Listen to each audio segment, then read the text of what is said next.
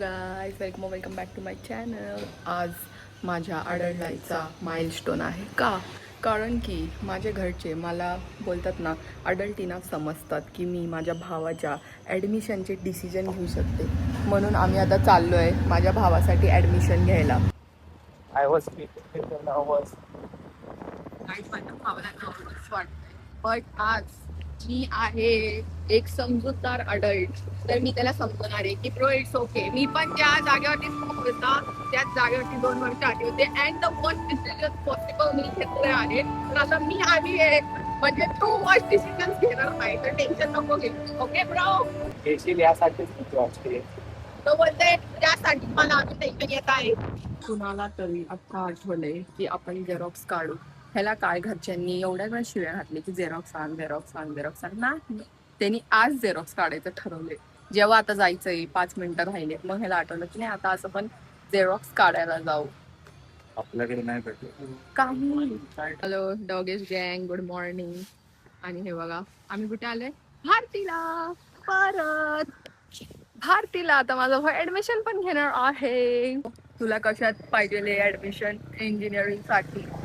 Computer engineering.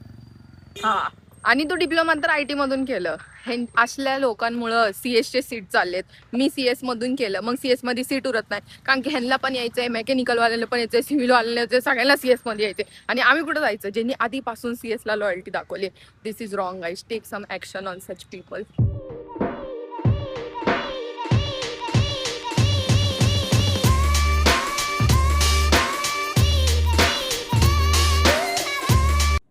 या माणसाची file बघा.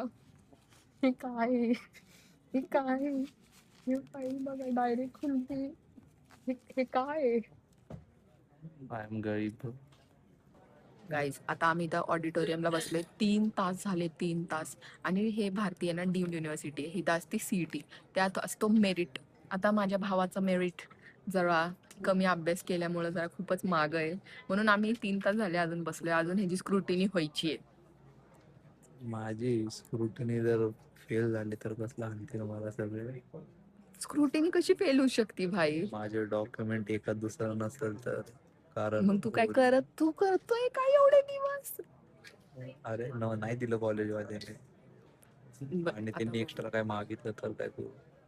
जाऊ दे गाईज, हे इंट्रुसिव्ह थॉट्सने माझं डोकं फिरते. इथे एवढे वेळ आम्ही बसलोय, अजून नाश्ता करायचंय. कधी मग नाश्ता तर भेटायला पाहिजे ना आम्हाला.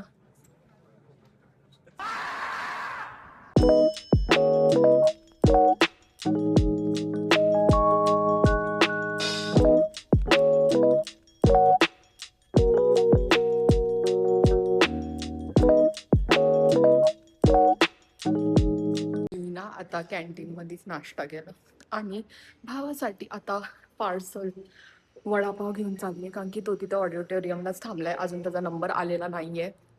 तर let's go.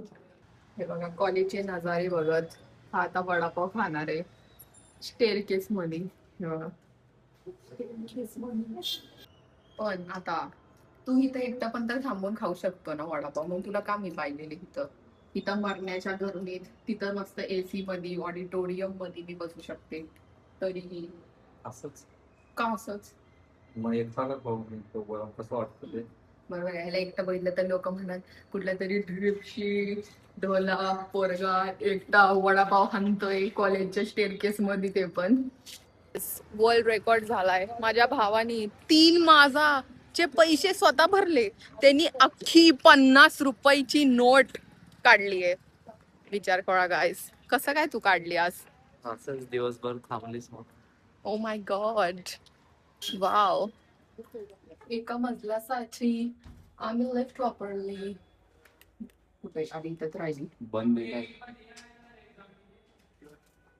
Let's go bro. Get the lift working. Fit check. कैसे कैसे लोग रहते हैं यार यहाँ पर.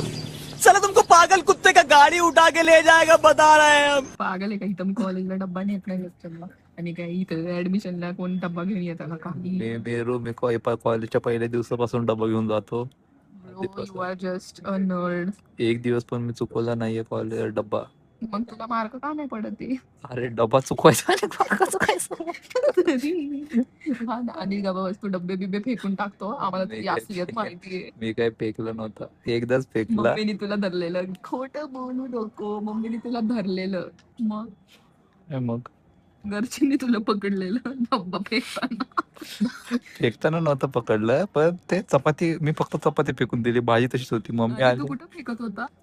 आपल्या मागच्या गल्लीत. कुत्र्यांना टाकत होता आणि मम्मी मागून आली. नाही. त्याला पण एकदा तू कुत्र्याला टाकत होता आणि मम्मी तुला मागून धरणार होती ना. धरणार होती मी, असं हे केलं, बॅग अशी पुढे घेतली डब्बा काढायला, तोपर्यंत मागून गाडी आली. मग मागं फिरून बघतो मम्मी उतरली, सो परत आतमध्ये ठेवलं मी डब्बा. तुला धरायला पाहिजे होती कुत्र्याला चपाती टाकताना, तुला एवढं कुत्र्यासारखं मारलं असतं ना. आणि तेव्हा तर मम्मी 6 वाजता उठून बनवायची चपाती, कारण मी कॉलेजला 7ला जायचो. मग मम्मी 6:30 साडेसहाला उठायची आणि तेव्हा चपात्या बनवायची आणि मी ते फेकून दिले म्हणून जास्त हे झाले. बाईचा जन्म गाईस, आम्ही सकाळी 9:30ला आलेलो, आता 6 वाजले.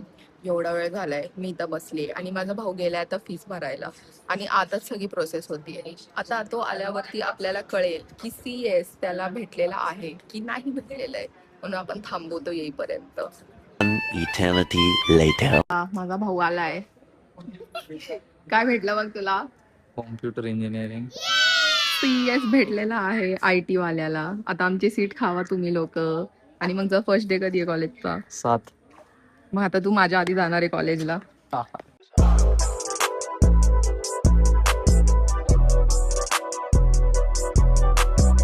आता माझ्या भावाला CS भेटलंय, हे सेलिब्रेट करायला आम्ही चाप खातोय भारतीमध्ये. मग फायनली तुला तुझं फेवरेट भारतीमध्ये कॉलेज लागलंय, कसं वाटतंय तुला? चांगलं वाटतंय. मी एक दिवस आहे ना लिटरली भारतीचं एक तुम्हाला असं क्विक टूर करते, कारण की मी सगळं खाल्लंय and I know what is the best, at least असं मला तरी वाटतं. आणि दिवस एकदम चांगला गेलेला आहे, जे आपल्याला हवं होतं ते आपल्याला भेटलेलं आहे. आपली मस्त पेट पूजा पण झालेली आहे. The day is good. Anyways, I will end my blog over here. तुम्ही पण मला सबस्क्राईब करा, लाईक करा, शेअर करा, कॉमेंट करा. अँड मला कॉमेंट करा जर तुम्हाला काही डाऊट्स असेल, कारण की मी स्वतः पण डायरेक्ट सेकंड इयर इंजिनियर आहे. मी डिप्लोमा केला आहे, त्याच्यानंतर मी इंजिनिअरिंग केली आहे. So if you all have any other comments, do let me know. Okay, bye bye.